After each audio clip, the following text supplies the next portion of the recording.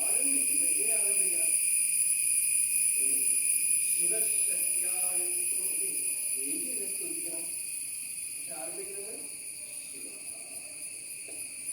ആരംഭിക്കുന്ന വാക്ക് ശിവ, മംഗളമായ നാമം ശിവ.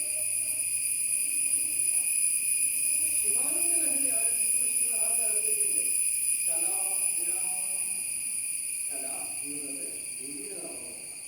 കകാരൂപ കല്യാണി കല്യാണ ഗുണശാലിനി കല്യാണശൈല നിലയാ കമനീയ കലാവതി.